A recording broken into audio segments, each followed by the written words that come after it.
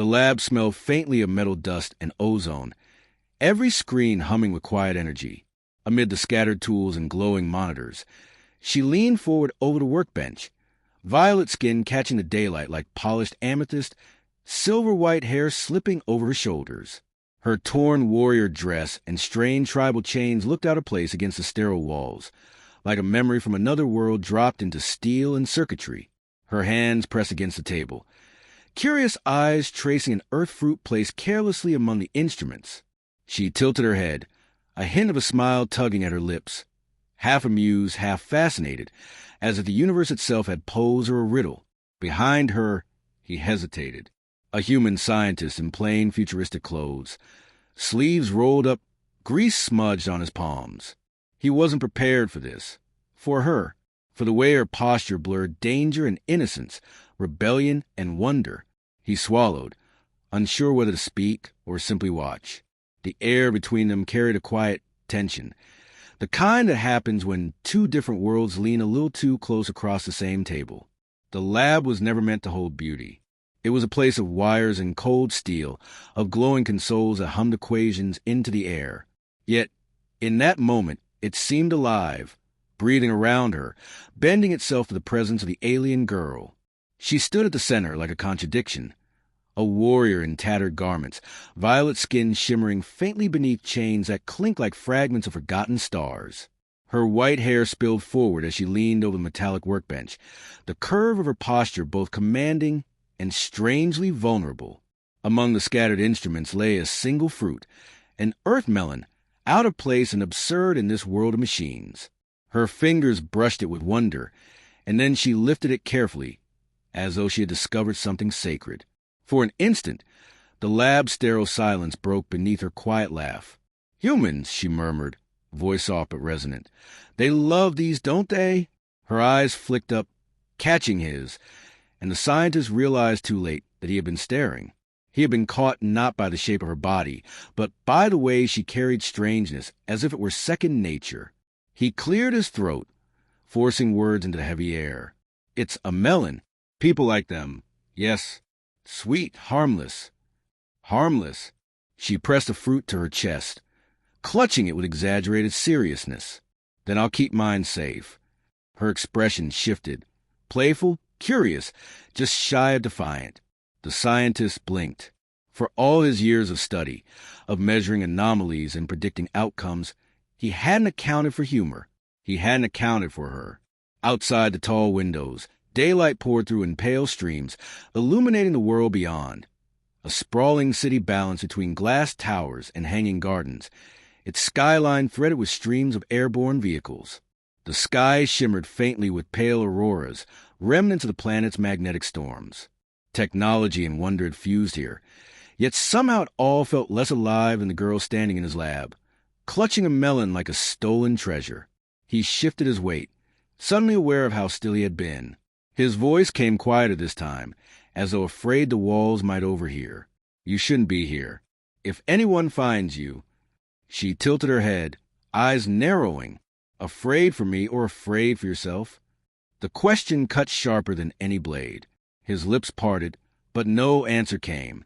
Instead, silence thickened between them, broken only by the hum of machinery. For a moment, the lab ceased to be a place of work. It became a stage for collision. Her curiosity pressing forward, his caution pulling back. Two orbits crossing, drawn by gravity neither of them could name. She set the melon back on the table, her fingers lingering against its surface. "Strange things matter to you humans. Fruit, words, rules." Her gaze softened and in it flickered something fragile. "Maybe I want to learn what matters. Maybe I want to learn you." He should have looked away.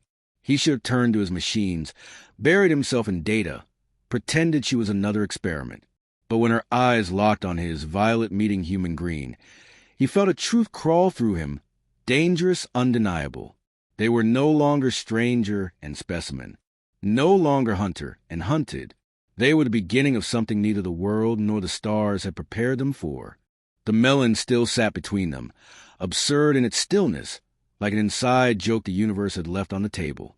She leaned closer, violet eyes glowing faintly beneath the shifting light of the lab, studying him the way a storm studies a shore. Curious, deliberate, unstoppable. He tried to focus on anything else. The humming consoles, the holographic readouts scrolling equations across the walls, the faint metallic tang of ozone. Yet every sense betrayed him, returning to her. The sound of her slow breaths, the shimmer of her hair as it caught the light, the way her lips almost curved into a smile she was trying not to show. "Why do you look at me like that?" she asked quietly. His pulse spiked. "Like what?" "Like I'm dangerous." A pause. "Or like you want me to be." He inhaled sharply, words slipping through his control. "Because you are dangerous. To me, to this place, to yourself." For a heartbeat, silence stretched. Her hand brushed the melon again, not playful this time, but thoughtful, as though the joke had faded into something heavier. "You humans hide behind rules," she whispered. "But I can hear it. Your heartbeat disagrees with your words." He forced his gaze downward, gripping the edge of the table until his knuckles whitened. She wasn't wrong. Every glance carried something unspoken, and every silence between them was louder than 1,000 voices. Her voice softened, almost fragile. "Do you ever wonder why two lives meet at all? Out of countless stars, endless worlds. Why here? Why now?" The question landed like gravity, pulling him inward, and though he wanted to deny it, he couldn't. He found himself speaking before thought could stop him. "Sometimes I think the universe arranges collisions on purpose, not to break us, to reveal us." Her lips parted as if the words had touched something she didn't want exposed. She looked away quickly, toward the window, where the city glowed against a sky fractured by pale auroras.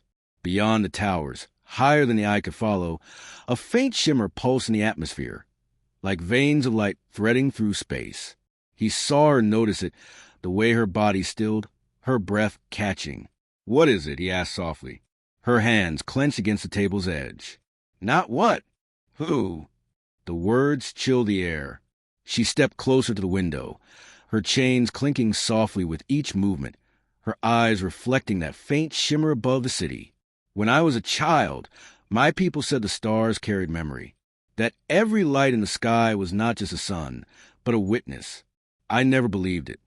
She exhaled slowly, and for the first time, her posture seemed less like defiance and more like surrender, until I started hearing them.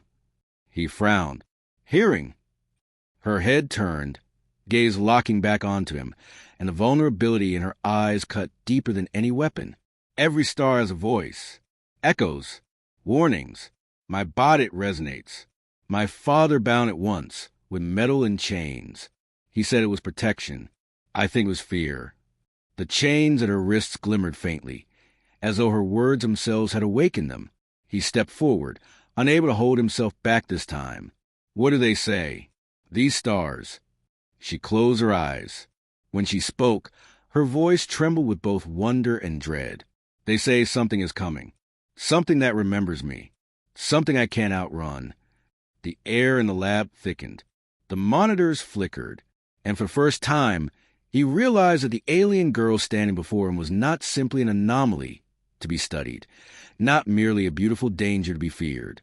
She was a secret written into the fabric of the stars, and now, that secret had collided with his life, and whatever came next would test not only her power, but the fragile thread pulling their hearts closer with every breath. The city outside had darkened into stormlight. Auroras trembled above the towers, their colors bending strangely, as if the sky itself were being pulled apart by an invisible hand. Inside the lab, every console flickered with warnings he didn't understand. Code scrolling too fast, frequencies misaligned. But she understood. Her chains vibrated faintly against her skin, glowing like molten gold. "It's found me," she whispered, her voice low and steady. He stepped closer, his chest tightening. "What has?" Her violet eyes met his. No defiance now, only the raw truth of fear. "The thing my father tried to bury in me. The stars are calling it. And if I answer wrong, this world burns." For a moment, silence suffocated them. The scientist could hear his own heartbeat echoing louder than the machines. Then she reached down, gripping the anklet clasp around her leg, its metallic hum rising like a caged scream. "I could end it," she murmured, half to herself. If I remove this, all the power is mine. But so is the fire. You saw what happened to my mother. He swallowed, his hands trembling. Then don't. We'll find another way. There is no other way. Her chains rattled as she tightened her grip. Either I stay bound and the stars devour us, or I unbind and risk becoming what they fear. Her words struck him like a blade. He saw the storm building in her, the war between freedom and catastrophe, and he knew without doubt that this was a moment, the choice that would define not just her, but them both. He moved quickly, placing his hand gently over hers, steadying the tremor. His voice dropped to a whisper. Then don't do it alone. Her eyes widened, a flicker of disbelief, then something warmer breaking through the cracks. You would stand with me? She asked. I already am, he said. Every moment since you stepped into this lab. The storm above roared. The lab lights died, plunging them into half-darkness. Machines screamed frequencies that rattled the air. And in that chaos, she made her choice. Her fingers unclasped the anklet. The sound was an explosion. It was a release. Like the deep exhale a star finally allowed to breathe. Light surged up her body, her violet skin turning almost translucent as waves of energy rolled through her. The windows shattered outward, glass caught in the pull of her resonance. He staggered, nearly thrown back, but she caught him, one glowing hand pressing against his chest, steadying both of them. Her breath came ragged. Guide me, please, before it consumes me. And he understood. This was not about control. It was about harmony. He stepped closer, pressing his forehead to hers, feeling the crackling heat of her power sparking across his skin. His voice was calm, deliberate, like a melody meant only for her. Listen to me, one note at a time. Breathe. Let it answer you, not own you. Her body shuddered, light splintering across the room. For an instant, he thought she would break. The walls trembled, the city alarms wailed, the sky outside tore wider. But then she inhaled sharply, matching her rhythm to his voice. Her eyes closed, and the storm slowed. Her power, once wild and violent, bent like water finding a riverbed. The resonance shifted from chaos to something almost beautiful, a low hum that wrapped the city in strange, golden calm. Her hand slipped into his, fingers glowing with starlight, but the tremor was gone. She opened her eyes, breathless, and whispered, You anchored me. He shook his head softly. No, you found your own center. I only reminded you where to listen. Above them, the auroras settled into harmony, their broken colors weaving together into a single, breathtaking light. And for the first time, she smiled without fear. In that fragile, impossible moment, they had not chosen ruin. They had chosen each other. The storm was gone. The lab lay in fragments. Glass on the floor, consoles flickering weakly, air still humming with the echo of what had nearly consumed them. But in the middle of it all, there was quiet. She stood with him, her violet glow fading into softer shades, her breath slowly evening out. The anklet lay broken on the table. No longer a chain, no longer a prison, just a piece of metal that had served its purpose. He watched her closely, afraid the silence meant collapse. But then she laughed, a small, fragile laugh, like sunlight cracking through heavy clouds. I didn't destroy the world, she whispered. He exhaled, finally daring to smile. Not today. She turned toward him, her white hair brushing against her shoulders, her chain still trembling faintly from the aftershock. Do you know what it felt like? He shook his head. Like drowning, and then like learning to breathe underwater. Her gaze softened, and her voice dropped to something more vulnerable. And when I thought I would vanish into it, I heard you. Not your words, not your voice even. Just you. He swallowed the lump in his throat, feeling the truth of her confession burn in his chest. There was nothing scientific about it, nothing he could measure or prove. It was simply human. The city outside was still reeling, its towers reflecting the soft auroras now stitched into one luminous band across the sky. People would talk of this night for years, the storm that almost was, the strange golden calm that saved them. But here, inside this ruined lab, none of that mattered. She stepped closer, barefoot among shards of glass, her skin untouched by the sharp edges. He should have stepped back. Every logical part of him screamed to keep distance. Instead, he stayed, letting her come closer, until her hand brushed against his cheek. Her touch was warm, almost human, yet carrying something ancient, something that felt like starlight itself had learned how to feel. "Do you regret it?" she asked softly. "Regret what?" "Choosing me, standing with me, knowing what I am." His lips curved into something small, tired but honest. "You're asking the wrong person. I never felt like I chose. From the moment you leaned over that table, it felt inevitable." She tilted her head, eyes shimmering. "Like fate?" "No," he said, "like gravity." The silence that followed wasn't heavy. It was tender, filled with breath's heartbeats, the faint hum of machines trying to live again. She leaned in, not rushing, not performing, just closing the space slowly, deliberately.